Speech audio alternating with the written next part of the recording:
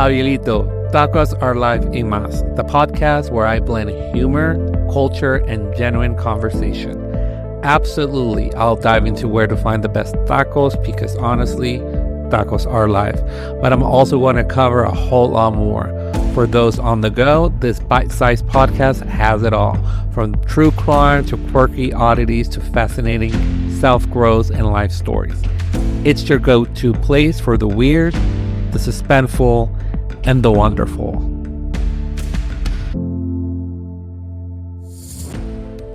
Hola, mis amigos. Welcome back to Javierito, Tacos Are Life y Más. I'm your host, Javierito.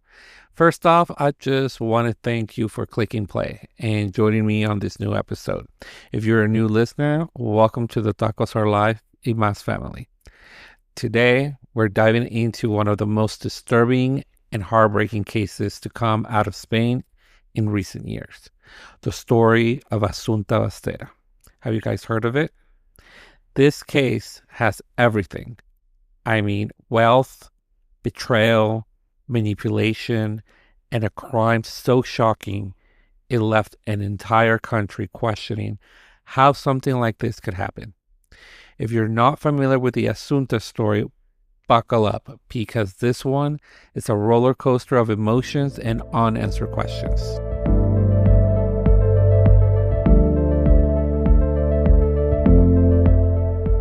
Bueno, let's start from the beginning.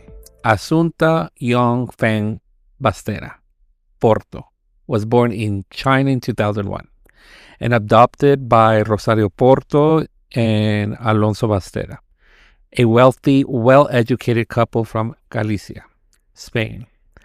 On paper, Asunta had everything: a privileged upbringing, private schools, music lessons, you name it. Her parents doted on her, at least in public. But behind closed doors, things weren't as perfect as they seemed. Asunta was definitely a bright kid, fluent in multiple languages, a talented violinist, and by all accounts, a sweet girl. But as she got older, cracks started to show in her parents' marriage. Rosario and Alfonso divorced in 2013, but they continued to share custody of Asunta. And this is where things take a dark turn.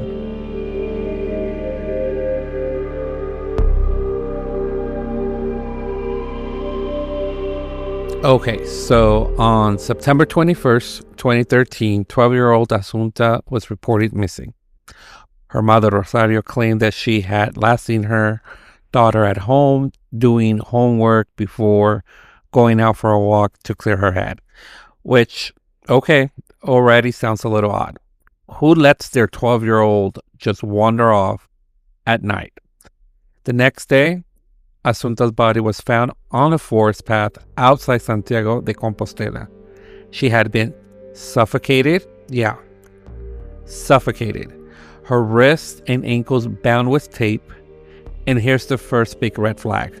When investigators look into Rosario y Alfonso stories, guess what?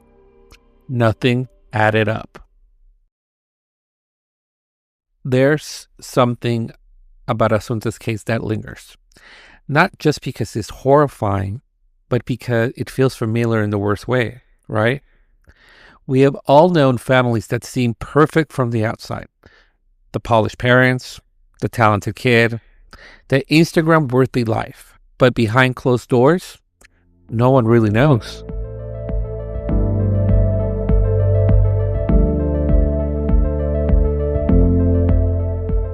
First, there was a timeline. Rosario said she left Asunta at home, but security footage showed her car driving towards the area where Asunta's body was later found.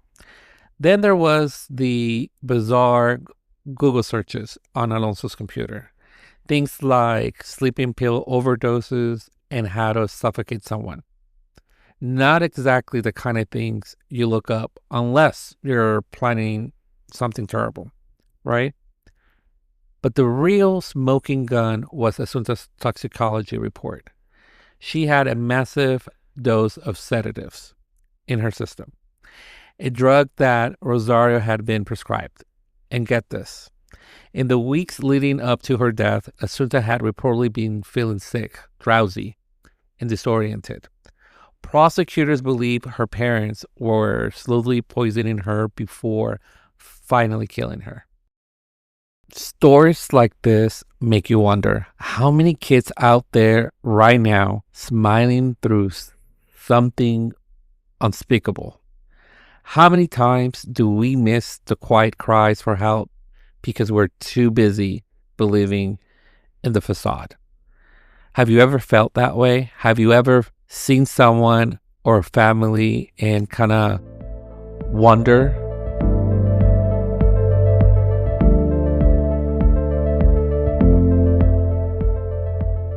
So in 2015, Rosario and Alfonso went to trial for Asunta's murder.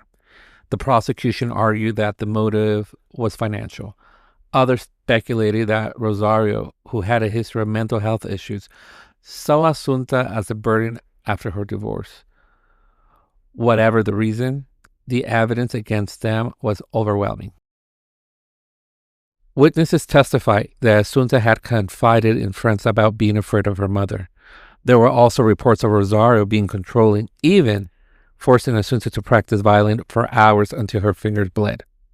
And Alfonso, he allegedly helped cover up the crime, even buying the tape used to bind Asunta's wrists. In the end, both were found guilty and sentenced to 18 years in prison. But here's the craziest part. Rosario never showed remorse. In fact, she maintained her innocence until she died by suicide in her prison cell in 2020. So, some believe there's more to this story. That maybe someone else was involved and actually murdered her. Others think the investigation missed out on key details. But one thing's for sure, Asunta's story is a tragic reminder that evil can hide behind the most polished facades. I believe the parents definitely did it. Both had motives, and their actions spoke for themselves. What do you think? Did the parents do it? Or do you believe someone else did?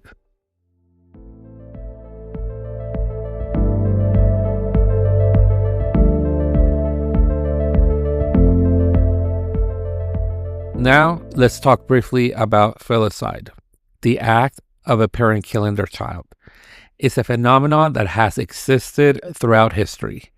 According to a study published in the Journal of Forensic Sciences, mothers are more likely to commit filicide than fathers, often due to mental health issues or perceived burdens.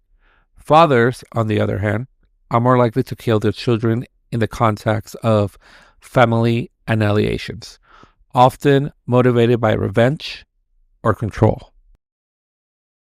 In the case of Asunta, we see a combination of factors: mental instability, marital conflict, and perhaps a twisted sense of ownership over her life.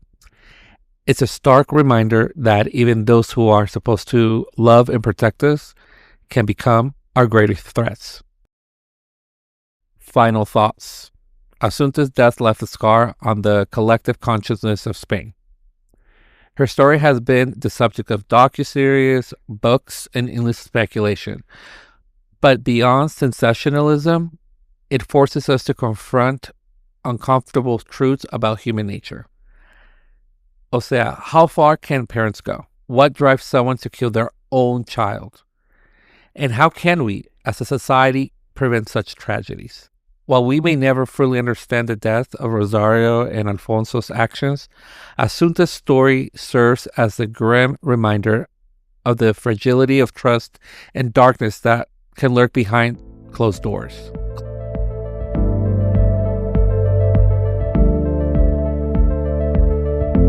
What do you guys think?